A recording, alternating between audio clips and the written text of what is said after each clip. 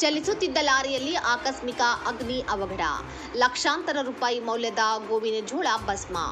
ಬೆಳಗಾವಿ ಜಿಲ್ಲೆಯ ಬೈಲಹೊಂಗಲ ತಾಲೂಕಿನ ಯರಡಾಲ ಕ್ರಾಸ್ ಬಳಿ ಶನಿವಾರ ಭೀಕರ ಅಗ್ನಿ ಅವಘಡ ಸಂಭವಿಸಿದೆ. ಚಲಿಸುತ್ತಿದ್ದ ಲಾರಿಯಲ್ಲಿ ದಿಢೀರ್ ಬೆಂಕಿ ಕಾಣಿಸಿಕೊಂಡ ಪರಿಣಾಮ ನೂರಾರು ಚೀಲ ಗೋವಿನ ಜೋಳ ಬೆಂಕಿಗೆ ಆಹುತಿಯಾಗಿದೆ. ಚಾಲಕ ಕೂದಲೆಳೆ ಅಂತರದಲ್ಲಿ ಪ್ರಾಣಾಪಾಯದಿಂದ ಪಾರಾಗಿದ್ದಾನೆ.